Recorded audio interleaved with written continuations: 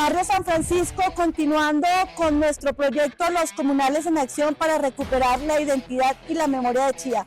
Hoy desde un maravilloso lugar, Devoción Plaza, un proyecto que llega al barrio San Francisco en este gran momento.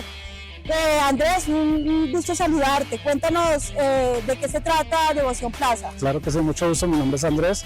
Primero, bienvenidos a Devoción Plaza. Creamos este espacio para atender las necesidades que pueda tener pues acá todo el San Francisco, en especial el sector cercano a conjunto de apartamentos nativos. Básicamente es una plaza comercial donde contamos con 10 locales comerciales para que sean arrendados para atender las necesidades del barrio. Y ya contamos con corresponsal para que puedan hacer transacciones de Bancolombia y Nequi. Tenemos una distribuidora de belleza y una sala de belleza.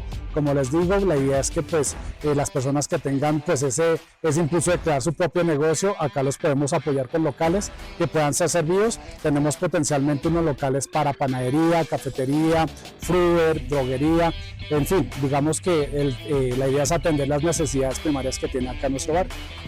Bueno, muchas gracias entonces, Andrés.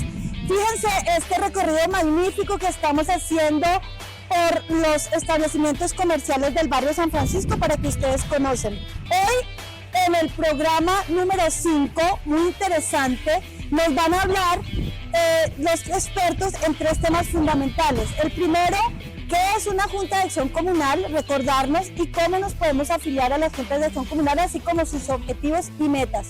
También nos van a hablar del tema de gestión del suelo y en la parte de patrimonio cultural nos van a hablar también de los oficios de nuestros antepasados que siguen permaneciendo en nuestra cultura.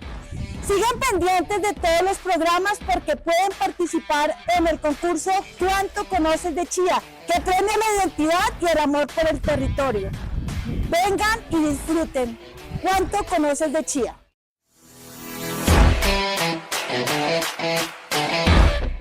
Bueno, estimados chíos y chías, continuando con esta temática tan interesante, hoy les quiero comentar el tema de los oficios. En el territorio de Chía tenemos manifestaciones de patrimonio cultural inmaterial, como se conocen los oficios, muy interesantes, que tenemos desde la época de los ancestros. Realmente la ley de patrimonio tiene, digamos, clasificado los oficios en 12 temáticas diferentes. Número 1, las lenguas y tradición oral, que si ustedes se tienen a analizar, en Chía todavía la tenemos de una manera impresionante, no solamente con cuenteros, sino la simple receta de cocina que las abuelas o mamás le transmiten a sus hijas. Ahí tenemos patrimonio oral.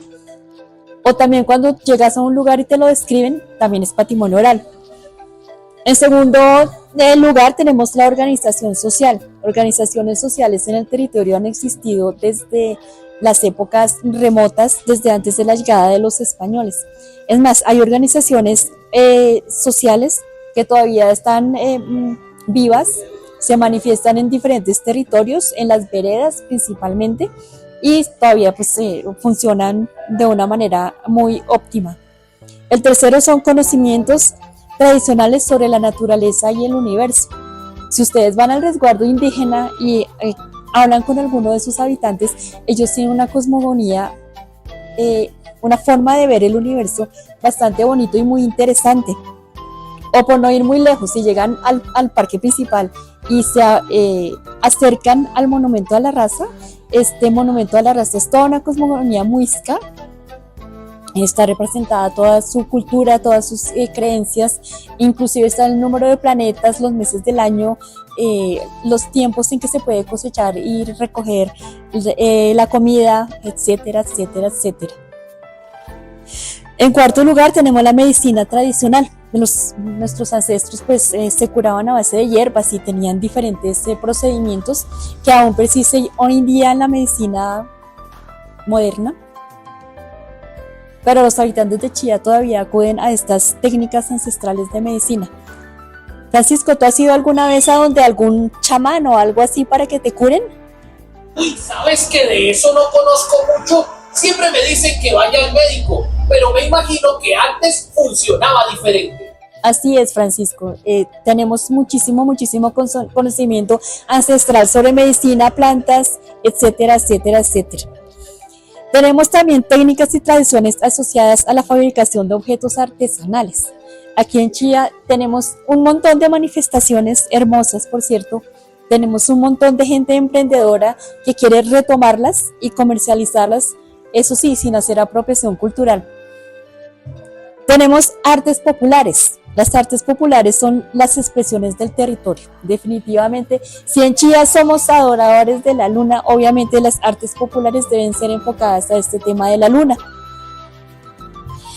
Tenemos en octavo lugar actos festivos y lúdicos. Tenemos fiestas todo el año en Chía y también tenemos muchísima producción lúdica. Lúdica no solamente se refiere a parte educativa, sino también a danzas, teatro, circo, todas esas manifestaciones artísticas que Chía es rica en ese tipo de manifestaciones. En noveno lugar tenemos eventos religiosos, tradicionales y de carácter colectivo. Curiosamente, en el territorio de Chía sucede un fenómeno no muy común a todo el territorio colombiano. Tenemos manifestaciones religiosas muiscas y tenemos manifestaciones religiosas católicas. Los muiscas, en el momento que nosotros estamos celebrando la Semana Santa y estamos haciendo procesiones y todo este tipo de cosas que nos trajeron, que asumimos en el momento del contacto con los españoles, ellos en su territorio están celebrando el Año Nuevo. Son manifestaciones religiosas y tradicionales que suceden a la vez en el mismo territorio. En décimo lugar tenemos conocimientos y técnicas tradicionales asociadas al hábitat. Esto se refiere a construcción de viviendas, obviamente aprovechando las pendientes del territorio, del terreno, o los nacimientos hídricos o la facilidad para cosechar y sembrar comida. De esto depende también la forma en que se habita y se construyen las casas. Digamos, en Chía tenemos un sistema constructivo con los materiales que tenemos alrededor, es una arquitectura vernácula, tenemos bareque, pasto, etcétera, etcétera, y todavía encontramos casas con estas técnicas constructivas. En onceavo lugar tenemos la cultura culinaria. Aquí en Chía todavía persisten tradiciones en cuanto a manejar el calendario lunar para sembrar y cosechar. Entonces, pues, de cierta manera tenemos asegurada nuestra alimentación. ¿Y es cierto, Mónica, que nos decían o nos dicen los tragatallos? Así es. Te cuento por qué nos llaman los tragatallos. En Chía hubo una época en que por el mal manejo de aguas y por cuestiones climáticas empezó a faltar agua. Tuvimos una época de sequía y la única planta que crecía en el territorio eran los tallos. Entonces de ahí empezaron las personas a hacer recetas con tallos, a hacer la mazamorra de tallos, todo esto, y en el resto del territorio nos conocían como tragatallos porque realmente era lo único que estábamos comiendo, pero pues gracias a eso todavía estamos vivos. Uy, pero una sopita de tallos es deliciosa. Total, Francisco, una delicia. Además que se trata de conseguir que la mazamorra, bueno, de tallos, sea como el plato representativo de Chía. No sé si tenías conocimiento de esto. Pues aparte de saber que los tallos se comen mucho aquí en el municipio, también sé que existe una gran costumbre de hacer postres. Sí, señor. Es que el tallo es una maravilla. Además que se hizo un estudio del contenido alimenticio que tienen y tiene proteínas, altísimas proteínas, alimenta más que la espinaca. Eso te cuento. Y bueno, y por último lugar tenemos los espacios culturales, que pasa exactamente lo mismo que los eventos religiosos y tradicionales. En el territorio del resguardo indígena tienen unos espacios culturales interesantes, tienen los dos bohíos, el del hombre y el de la mujer, tienen su propia biblioteca y además ellos están tratando de rescatar el lenguaje ancestral chibcha. Están haciendo unos trabajos muy bonitos, porque recordamos que este lenguaje pues solamente era transmitido de manera oral, escrito no existía. Entonces estos sonidos, estos vocablos se están tratando de traducir a símbolos de manera que se conviertan en un lenguaje. y ellos están trabajando en eso.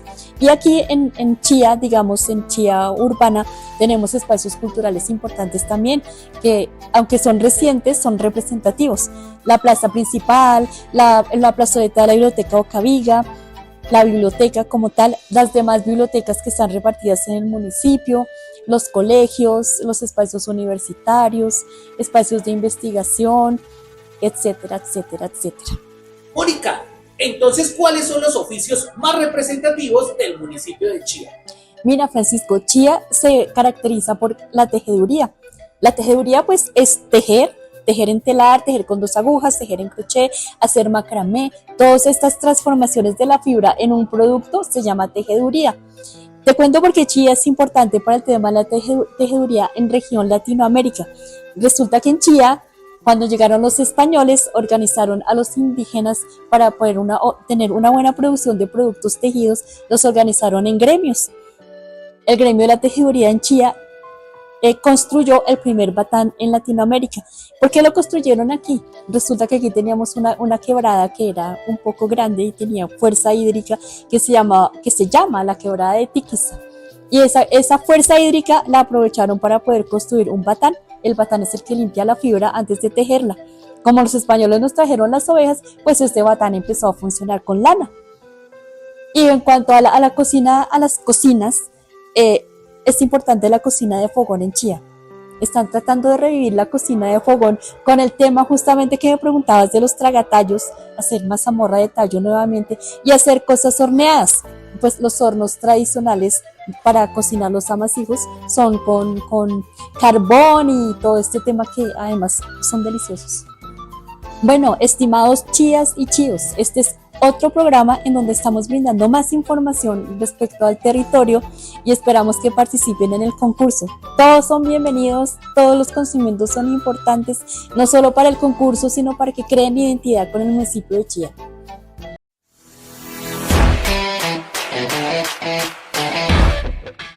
¿Cómo están? Continuamos con nuestros programas aprendiendo y recuperando la identidad y memoria de Chía. Continuamos hoy con otro importante tema que son instrumentos de gestión del suelo en el desarrollo territorial. El propósito de este tema es también conocer un poco sobre la contextualización general de estos instrumentos que nos da la misma Ley 388 y desde el ordenamiento que tenemos actualmente en nuestro territorio, que es el Acuerdo 17 del 2000, que se ha implementado en ellos, que incorporaron y también reconociendo, pues cuando estuvo vigente el Acuerdo 100, que contempló también esta revisión general a nuestro Acuerdo 17. Es importante iniciar con la definición de estos instrumentos. Es promover la función social de la propiedad, el reparto equitativo de cargas y beneficios, de las operaciones urbanísticas que se den en el territorio donde ellos se puedan aplicar, y el principio de la equidad, primando el interés general sobre el particular. Ahí ya en esta definición se han vinculado varios de los principios de la Ley 388. Recordemos que algunos de ellos era el principio del interés general sobre el particular, ese reparto equitativo entre las cargas que se generan en el costo del urbanismo, pero también esos beneficios que generan en el aprovechamiento del suelo a través de la norma que nos establece el ordenamiento. O sea, Orlando, que de acuerdo a cómo esté el espacio y el territorio, es el costo de lo que yo tengo que pagar para construir o para comprar la tierra. Francisco, realmente no es pagar, pero sí es asumir ese costo.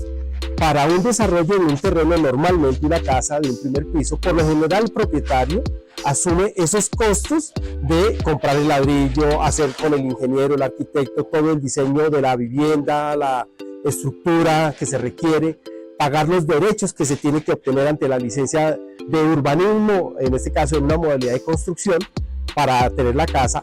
De pronto le toca asumir un préstamo para poder culminar su casa, puede ser de 2 pisos o 3 pisos, pero también ¿qué beneficio tiene? El beneficio es la norma que le permite desarrollar en un barrio como el de San Francisco, cerca de la avenida Pradilla, poder establecer en nivel de primer piso posiblemente un área comercial para establecer una actividad económica propiamente.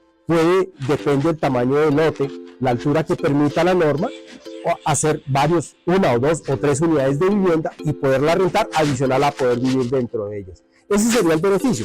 Y el costo, como lo hemos mencionado, esas obligaciones que generen. Pero recuerda, Francisco, que hay obligaciones también en el urbanismo, que son esas cargas que se están derivando, como los parques, aperturar las vías, la infraestructura de cambiar el tubo de la red de alcantarillado o el tubo de la capacidad hídrica que cursa para llegarnos el tubo del agua. Toda esa generación de infraestructura son las famosas obligaciones que tendríamos. Y mira que en este sentido vamos a mirar uno de esos instrumentos que nos trajo la norma, y es el instrumento que complementa el plan de ordenamiento. Y en este caso la norma nos trajo un instrumento muy interesante que se llama planes parciales. Y es el instrumento con el cual se planifica de manera intermedia el ordenamiento. Es decir, que traemos el ordenamiento como si fuera nuestra escritura, pero lo vamos a llevar un poco más aterrizado, ¿sí?, a mirar dentro de la escritura qué puede hacer al interior. Si en la escritura puede hacer 2 o 3 unidades, ese plan parcial podría ser para hacer esa unidad o 2 unidades dentro de mi terreno o mi escritura que yo tendría. Entonces es un instrumento de escala media que me permite desarrollar el plan de ordenamiento, el esquema de ordenamiento o el plan básico de ordenamiento dentro del suelo urbano y suelos de expansión, Francisco. No puede ser viable que el plan parcial yo lo desarrolle en el suelo rural. Entonces, cada cosa con su uso. Sí, Francisco, cada cosa con su uso. Y dentro de esos planes parciales tienen un procedimiento, y ha habido o ha habilitado más bien el Ministerio de Vivienda algunos kits como herramientas que nos permiten conocer un poco cómo es esas etapas, ¿no?, esas fases. Entonces recordemos que un plan parcial puede ser de iniciativa privada o iniciativa pública. La iniciativa privada es cuando el propietario de la tierra directamente hace el trámite ante una entidad, en este caso ante el municipio de Chía. Si yo quisiera desarrollar un plan parcial, se debe requerir la solicitud de determinantes urbanísticas y ambientales. Urbanísticas, que son las normas que están establecidas en el ordenamiento, y las ambientales, aquellos elementos que hacen parte de la estructura ecológica del municipio o que son determinantes de superior jerarquía que atraviesan donde yo pienso promover un plan parcial, debo incorporarlos. Con base a estas determinantes y estas condiciones urbanísticas, yo hago un planteamiento hacia la entidad pública. Es decir, cómo van a quedar mis vías, cómo van a quedar mis parques, en dónde voy a poder desarrollar. Debo respetar las áreas de servicios públicos principales, como las infraestructuras de redes principales. Si hay de pronto un vallado, un canal que tengo que preservar, esas zonas tengo que respetarlas. Y hago mi propuesta, mis áreas privadas, cómo voy a desarrollarlo, qué altura voy a proponer, cómo va a ser ese reparto entre las cargas que me establece el Estado, pero también cuáles van a ser los beneficios que me otorga a través de una licencia. En otro aspecto interesante a revisarlo es la etapa de formulación y revisión. Entonces la formulación la hago ante la entidad pública. En ellos va a haber unos periodos de revisión y me van a hacer algunas observaciones y sugerencias, o de pronto, si mi propuesta de plan parcial va en contravía y no incorporo las determinantes, la decisión de la entidad pública es negar ese trámite. Eso no quiere decir que yo lo vuelva a hacer, lo debo hacer siempre y cuando incorpore esos determinantes y esas condiciones urbanísticas que me ha dejado el plan de ordenamiento. Reafirmemos que el instrumento debe desarrollar y complementar el plan de ordenamiento o el esquema de ordenamiento o el plan básico de ordenamiento, pero no puede ir en contravía a las decisiones de la norma de ordenamiento local o del municipio, y mucho menos a las decisiones del orden departamental de nación que hacen parte de esas determinantes de mayor jerarquía. Y en esta revisión, pues cualquier situación de observaciones, complementos, tendrá un tránsito para hacerlo. No se puede demorar más de 30 días hacer el complemento a las observaciones que la entidad pública haya requerido.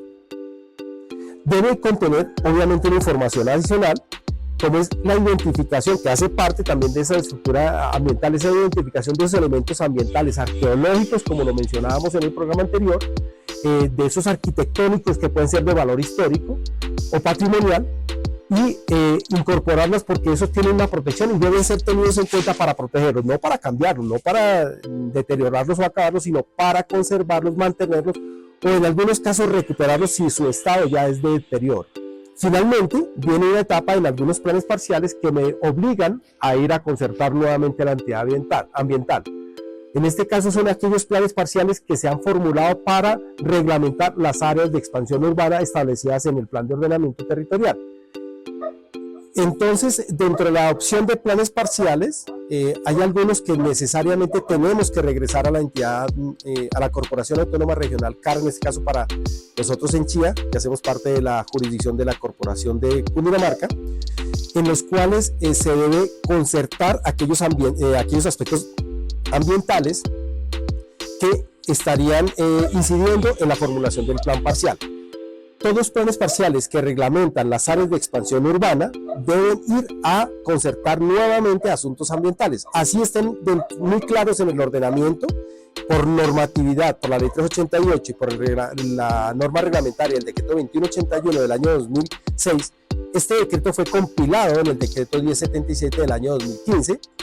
En esta norma, estos planes parciales de áreas de expansión urbana deben regresar a la Corporación Autónoma Regional correspondiente a la jurisdicción del municipio donde se ubique, a concertar los elementos ambientales. La corporación lo que va a hacer es validar que esta estructura ambiental que ellos concertaron en los planes de ordenamiento, en los planes básicos de ordenamiento o en los esquemas de ordenamiento, estén articulados con la propuesta del plan parcial y que realmente se garantice que las áreas de protección, las áreas de servicios públicos, las vías del primer orden, segundo orden, tercer orden, según el caso, estén contempladas dentro de este instrumento. Adicionalmente, que las áreas verdes de recreativas estén cumpliendo o vayan en el propósito de cumplir esos metros cuadrados deseados establecidos en el decreto 1504 del año 1998. Por tal motivo, si estuviesen en zonas urbanas, que no son objeto de expansión urbana, pero también tienen elementos ambientales importantes, un ejemplo, que atraviese un río en la zona urbana, estos elementos también deberán ser concertados ante la entidad ambiental. Pero si en mi territorio no tengo unos elementos de esa estructura ecológica y son áreas ya realmente desarrolladas urbanísticamente, estos planes parciales se pueden tramitar directamente ante el municipio. O sea que eso no es échele tierrita y construya. No, Francisco, no es solo echar tierra y construir, y mira que la norma trae precisamente este proceso para garantizar que esos elementos se mantengan y no que el particular trate de desarrollarlos sin tenerlos en cuenta, y después encontramos eso, ¿no? Que el vallado se tapó, que el río resulta que era un cauce más amplio y ahora se redujo, o que los sistemas de áreas necesarias para la red de alcantarillado principal del municipio se construyeron. Todos esos elementos son los que se vigilan en estas fases. ¿O por qué nos huele feo? ¿O por qué no huele feo? Porque no dejamos para dónde conducir las aguas negras que nosotros mismos evacuamos. Entonces, nuestros ríos, nuestras quebradas y nuestras chucuas sí se deben respetar en los planes parciales. La siguiente etapa, que es la etapa número 4, es decir, que ya con esta fase estaríamos en 4 etapas. El procedimiento que nos indica el Ministerio de Vivienda sería la etapa de adopción. En esta etapa de adopción, este instrumento no requiere ir al Consejo Municipal para ser adoptado. En esta fase pueden haber incidencias del Consejo Territorial o del Consejo Consultivo de Ordenamiento del municipio, en el cual dé recomendaciones para que sean tenidas en cuenta tanto en la etapa de adopción, de formulación, y en la etapa de adopción. Pero quien va a adoptar el acto administrativo es el alcalde o el representante legal de la entidad territorial, según el caso. Estos instrumentos, en el caso del municipio de Chía, a través de los 2 ordenamientos que hemos tenido, han vinculado planes parciales. El acuerdo 17 del año 2000 estableció una zona de expansión urbana que es cercana a Mercedes de Calahorra y al proyecto Nuevo Milenio, en la cual es un área aproximada de 15.2 hectáreas. Esta área ya fue adoptada mediante decreto o reglamentada mediante decreto una vez se hizo la concertación ambiental, y de la cual se emitió el acta de concertación debida en el año 2006. Se expidió el decreto 037 del año 2006, con el cual se reglamentó el plan parcial del área de expansión urbana de Mercedes de Calahorra. Así quedó bautizado en el acuerdo 17. En el acuerdo 100 también se establecieron cerca de 15 planes parciales, los cuales fueron señalados en el plan de ordenamiento territorial del acuerdo 100, y a la fecha no ha sido adoptado ningún instrumento de este acuerdo, Sin embargo, estos 15 planes parciales se iban a desarrollar en unas áreas cercanas a las 290 hectáreas que tenía como áreas de expansión el Acuerdo 100. Podemos recordar que solo ha habido un plan parcial adoptado a través de decreto, que es el decreto 37 del 2006. Vamos a mirar otro instrumento que nos trajo la ley 388, y que el plan de ordenamiento del Acuerdo 17 también contempló, que son unidades de actuación urbanísticas. Las unidades de actuación urbanística son áreas conformadas por uno o varios predios que están explícitamente delimitadas o señaladas en el ordenamiento y que buscan precisamente desarrollar estas unidades para garantizar esos espacios públicos que en el perímetro urbano o en las áreas de expansión urbana faltan conectar, y que si en el plan parcial determinan que se desarrollará a través de unidades de actuación urbanística, pues será el mecanismo para ir desarrollando algunas etapas de los planes parciales o algunas fases, podríamos mencionar. En el plan de ordenamiento, por lo general, se ubican para que estas unidades, posiblemente con áreas superiores a 2 hectáreas y menores a 10 hectáreas, se puedan desarrollar articuladamente en las zonas de tratamiento de desarrollo. Sin embargo, también a veces con los instrumentos como renovación urbana, que también lo permite la ley, se pueden establecer cuando se liberan estas condiciones urbanísticas, es decir, que por deterioro de algunas zonas de los municipios en los perímetros urbanos requieran tener una intervención donde se tenga que hacer este tipo de renovaciones, es decir, cambiar los esquemas, aprovechar más el suelo, o por temas de riesgo se tenga que renovar. Estas actuaciones podrían actuar en este instrumento. En los planes de ordenamiento territorial, estas actuaciones urbanísticas pueden generar un mayor aprovechamiento, que puede ser objeto de generaciones de instrumentos de financiación como la plusvalía, pero aquí por lo general se garantiza que estas unidades permitan conexión vial, mejoramiento de la infraestructura de servicios públicos circundante a la unidad, espacios públicos nuevos, compensaciones en algunos casos cuando el espacio público no alcanza a ser establecido en el territorio por condiciones de cálculos que podrán generar en otras zonas del perímetro urbano. Este tipo de compensaciones se pueden establecer en las unidades de actuación. Estas unidades de actuación en el Acuerdo 17 también fueron señaladas, pero nunca determinó área mínima o máxima para ser implementadas. Se menciona como un instrumento de planeación para desarrollar el suelo urbano, pero no le generó esas condiciones. El Acuerdo 100 también los estableció, y en el Acuerdo 100 se tomaron unos tratamientos para el desarrollo urbano, como el tratamiento de desarrollo y el tratamiento de consolidación. Entonces, por lo general, estos instrumentos deben tener esas reglas claras, pero como lo hemos mencionado en el Acuerdo 17, hoy vigente, por la suspensión del 100, no estableció ni área mínima ni área máxima. Hoy hemos aprendido un poco de planes parciales y unidades de actuación urbanística. ¡Interesante! Pero viene también otro instrumento importante ya para el suelo rural. Este instrumento lo establece el decreto 3600 del año 2007, en el cual se incorporó una unidad de planificación rural. Lo que se quiere llevar en estas unidades de planificaciones rurales es tratar de desarrollar de manera armónica el suelo rural bajo los criterios y bajo las determinantes del suelo rural.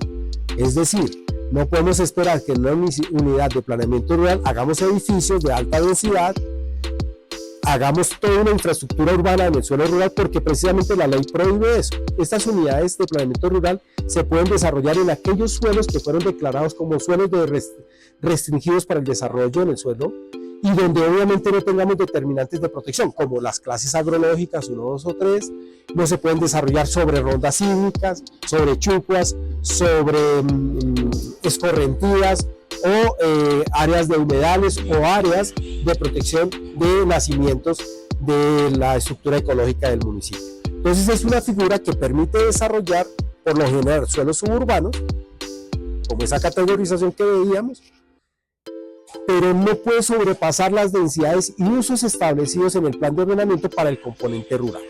Entonces, para dejarlo muy claro, es una figura, sí, de ordenamiento, es un instrumento, pero que necesariamente se aplica al suelo rural, dependiendo de sus categorías en el cual se va a desarrollar.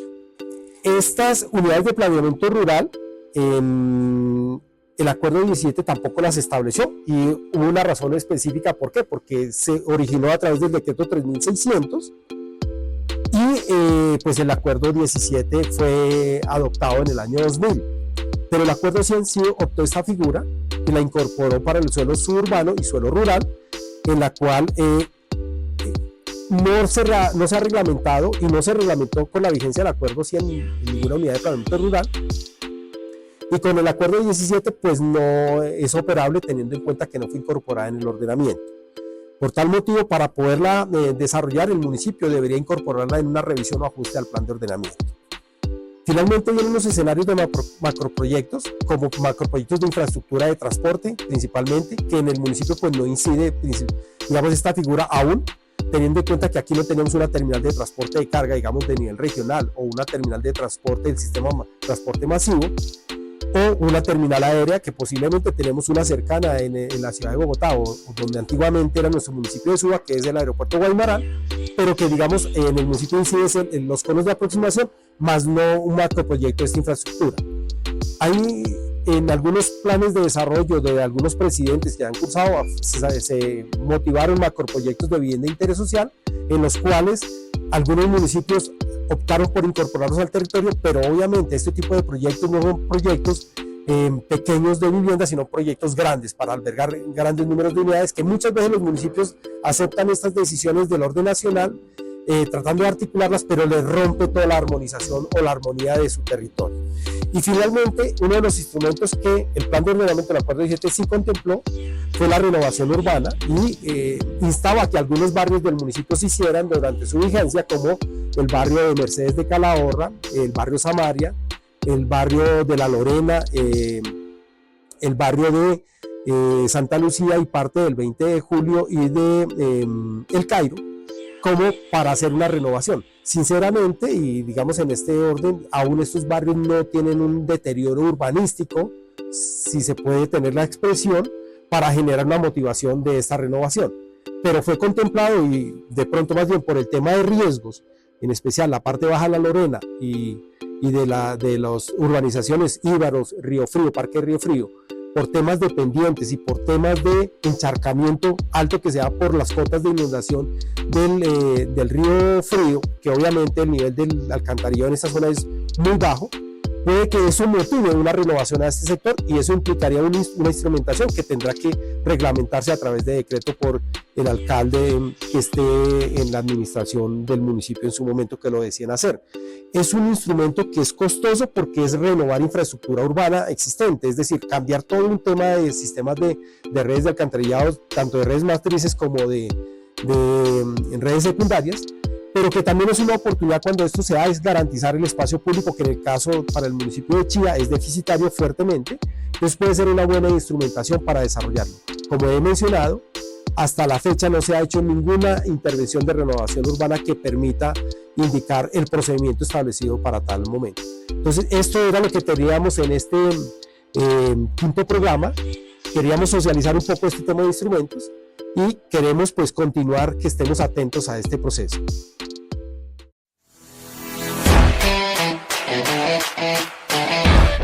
Bienvenidos a este espacio comunal donde abordaremos un tema muy importante: ¿cómo podemos participar dentro del organismo de acción comunal?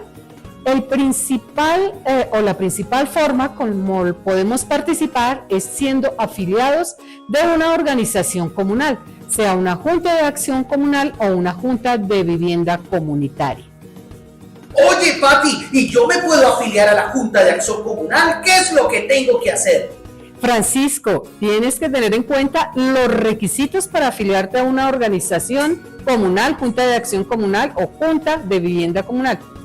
Pero esos son muchos papeles, ¿será que me toca hacer muchas cosas, mucha vuelta? No, Francisco, no te preocupes. Hay que tener primero en cuenta los requisitos. A ver, Francisco, ¿tienes más de 14 años? Sí, claro que sí. ¿Tienes documento de identidad? Sí, señora. ¿Sabes en qué barrio o vereda vives? Sí, yo creo que sí. Para afiliarse a una junta de acción comunal debe ser una persona natural que tenga más de 14 años, que viva dentro del territorio de la junta, que no esté incurso en ninguna de las inhabilidades o impedimentos que contempla la misma ley, y por supuesto poseer un documento de identidad. Es importante tener en cuenta que todos se pueden afiliar a la Junta cumpliendo estos requisitos. Incluso los extranjeros también pueden ser parte de esta Junta siempre y cuando tengan acreditada la calidad de residentes en nuestro país. Entonces me apunto. Muy bien, ¿y como qué cargo te gustaría, Francisco? A mí me gusta ayudar en todo. ¿Qué puedo hacer en la Junta? Bueno, para hacer en la Junta hay que tener en cuenta que hay unos derechos y hay unos deberes importantes. Cuando yo me afilio a una Junta de Acción Comunal, este acto no es simplemente tomar la decisión. Francisco ya tomó la decisión de afiliarse a la Junta. Ahora, ¿qué debe hacer? Deben acercarse a la Junta de Acción Comunal y manifestar su intención de afiliarse.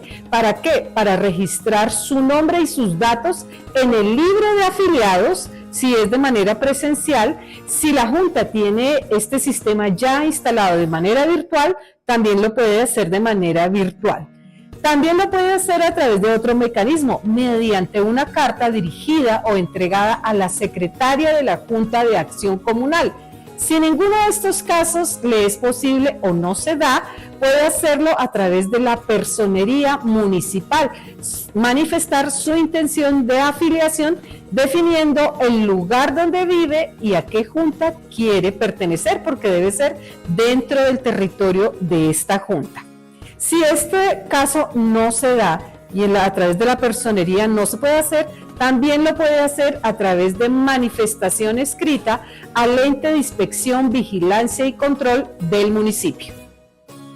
Cuando hablamos de los impedimentos para afiliarse a una Junta de Acción Comunal, estamos hablando del artículo 27 de la Ley 2166, que habla de los siguientes impedimentos: que no se puede estar afiliado a dos juntas de acción comunal, sino solamente a una donde tiene jurisdicción o donde tiene residencia la persona que se va a afiliar. Y el otro es quien haya sido desafiliado o suspendido en un organismo comunal por el tiempo que diga esa sanción. Bueno, ¿y residencia es donde vivo o donde tengo mi negocio? Las dos alternativas son viables para afiliarse a la Junta de Acción Comunal. De la siguiente manera: principal, donde reside, donde tiene el lugar de habitación y permanencia la persona que se quiere afiliar, en este caso Francisco, pues ese es el lugar de la Junta de Acción Comunal donde se debe afiliar. No obstante, también se puede afiliar, y no es que se pueda afiliar dos veces, sino una. También se puede afiliar donde tenga su establecimiento de comercio, con el cumplimiento de unos requisitos: que esté en Cámara de Comercio, que esté registrado en Industria y Comercio, o que tenga el ánimo de permanencia. Es decir, que si tienes su negocio, Francisco, en determinado territorio, pues es ahí donde se puede afiliar, o también lo puede hacer en el territorio donde está viviendo o donde tiene su residencia. Importante, y hacemos énfasis, que no puede hacer una doble afiliación, solamente una a cualquiera de estos dos lugares según sea su elección. Pati, ¿y si me afilio, yo qué gano con eso? Todos los afiliados tienen unos derechos y unos deberes. Vamos a hablar primero de los derechos, que son tan importantes y nos interesan a todos cuando somos afiliados. Pues tiene derecho a elegir y ser elegido dentro de los cargos que tienen representación, como los dirigentes de la organización comunal o como los dignatarios de esta Junta de Acción Comunal al cual pertenecen. Ese es uno de los derechos. También tiene derecho a participar y opinar. Tiene voz y voto dentro de las asambleas. Otro de los derechos es que tiene el derecho a fiscalizar las actuaciones y el desarrollo de la organización comunal a la que pertenece. ¡Uy, qué chévere! Entonces sí me le apunto. Bueno, hay otros temas importantes, otros derechos que no hay que dejar pasar por alto. Por ejemplo, participar en la elaboración de ese programa que va a trabajar el organismo de acción comunal. También puede participar en la remoción de los dignatarios cuando sea del caso y con el debido proceso. A conocer los informes de gestión que se adelantan dentro del organismo comunal y también a conocer estos informes de los entes de inspección, vigilancia y control. Y hablando de estos entes de inspección, vigilancia y control, que ya los nombramos en este programa, en el municipio del ente de inspección, vigilancia y control es la Secretaría de Participación Ciudadana y Acción Comunitaria. Dentro de estos derechos de los afiliados también está el participar en la elaboración y aprobación del plan de acción comunal. De eso hemos hablado en varias ocasiones, del plan estratégico de desarrollo comunal, que tiene una importante participación de los afiliados a nuestro organismo comunal para aportar las ideas a desarrollar dentro de los 4 años que tiene un organismo comunal para trabajar por su comunidad. Y finalmente, tiene derecho el afiliado a estar informado de todas las campañas de socialización por medios de comunicación, medios alternativos como las redes sociales, entre otras, para conocer de las actividades, proyectos y programas que se ejecutan para la participación activa de las juntas de acción comunal. Ah, pero esos son los derechos. ¿Y qué es lo que tengo que hacer? Porque me imagino que también tengo compromisos. Muy cierto, Francisco. Tiene unos deberes importantes, porque no solamente me afilio para pertenecer a la Junta, sino que también debo cumplir unos deberes. Y uno de ellos, y el más importante, es asistir a las asambleas que convocan los directivos de la organización comunal. ¿Por qué? Porque en estas asambleas se toman las decisiones que van a marcar la ruta o el camino de desarrollo de la comunidad, de la organización comunal y del territorio. Pues este espacio es muy importante, así que hay que estar presente en esas asambleas. También, otro de los deberes, estar inscrito en uno de los comités. Y cuando hablamos de estar inscrito en uno de los comités, vamos a explicar que todas las organizaciones comunales tienen unos comités ya establecidos y vamos a poner unos ejemplos. Tienen el comité de deportes, el comité de salud, el comité de educación, el comité de cultura. ¿Cuál le gustaría, Francisco? Uy, a mí me gusta mucho el de cultura. Bueno, si te gusta la cultura, cuando te registras como afiliado en el libro, preguntas cuáles son los comités que tiene esta Junta de Acción Comunal, y si tiene el de cultura o el que más te guste y en el que quieras trabajar, inscribes el comité cultura. Y eso no solamente quiere decir que ya pertenezco al comité de cultura y no participo, sino que también tiene el deber de asistir. Cuando ese coordinador del comité de cultura cite a todos los que se inscribieron en este comité a participar y tomar decisiones, a aportar las ideas, porque yo me imagino que para cultura tiene muchas ideas, Francisco, ¿o no? Uy, tengo muchísimas ideas, pero ¿será que sí me hacen caso? Si la propuesta seguramente es bien presentada, va a ser escuchada, porque en cada comité hay una oportunidad y siendo afiliado, pues obviamente tiene voz y voto, y eso representa muy bien a quienes están afiliados a la organización comunal. Vamos a hablar de otros deberes. Hay uno muy importante y se dice que los afiliados deben asistir a un curso básico de formación comunal que se dicta por los integrantes de quienes son formador de formadores, ya sea de forma presencial o virtual, y que este curso lo acredita o lo certifica el organismo comunal superior, que en este caso sería Asojuntas. Este espacio es importante para que el afiliado conozca de qué se trata, cómo puede participar y conozca todo lo que les acabamos de contar sobre los derechos y deberes. Así que hay que estar atento y capacitado.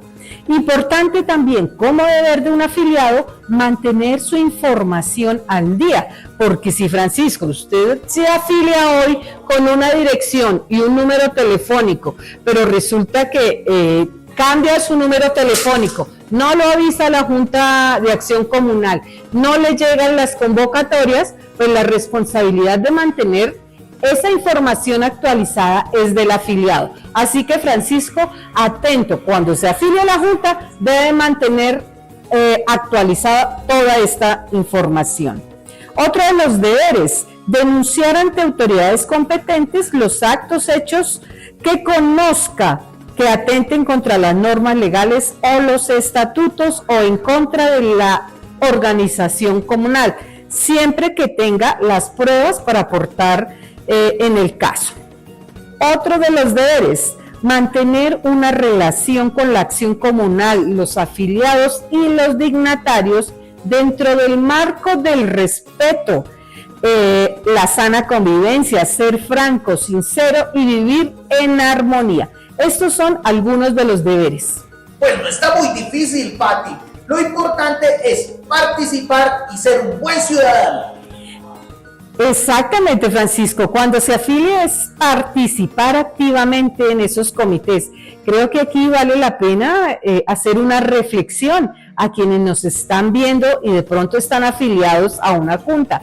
¿Hace cuánto no asistimos a una asamblea? ¿Hace cuánto no actualizamos nuestros datos en el libro de afiliados? ¿Acaso participamos en las decisiones? ¿Recuerdan en qué comité se inscribieron? Son temas para reflexionar y recordar un poco el trabajo que estamos haciendo. Y si no estamos aún afiliados en una junta, es importante conocer cuál es la junta a la que yo pertenezco, qué se está haciendo, porque las decisiones que se tomen allí también nos afectan a todos. Ser afiliado a una junta de acción comunal, una oportunidad para contribuir con el desarrollo de tu comunidad. Los esperamos en el próximo programa para hablar de más temas interesantes de la acción comunal. Amigos, soy Orlando Pedraza Benítez de Fuerza Creativa Publicitaria. Estamos muy inmersos en este proyecto de los comunales en acción para recuperar la identidad y la memoria del municipio de Chía. Vamos a estar emitiendo los programas que tenemos junto con Francisco, junto con Orlando, junto con Patricia y junto con Mónica en los medios de comunicación Luna Estéreo 106.4 FM, en Chía Radio 24, en el canal 8 y en la página de Facebook de Adrenalina Informativo Regional. Todo en aras de recuperar la memoria del municipio de Chía. Bueno, cerrando entonces hoy el programa número 5 aquí desde este bello sitio de Devoción Plaza. Hoy muy interesante nuestro programa, nos enseñaron sobre la gestión del suelo, nos enseñaron también sobre los oficios de nuestra historia que aún permanecen en nuestro municipio y también de la afiliación a una junta de acción comunal, así como los derechos y los deberes. Muy interesante este programa y recuerden que aprendiendo cada vez más y más y más, podemos ganar en el concurso ¿Cuánto conoces de Chía? Que esta vez lo hacemos desde el barrio San Francisco, porque San Francisco somos todos.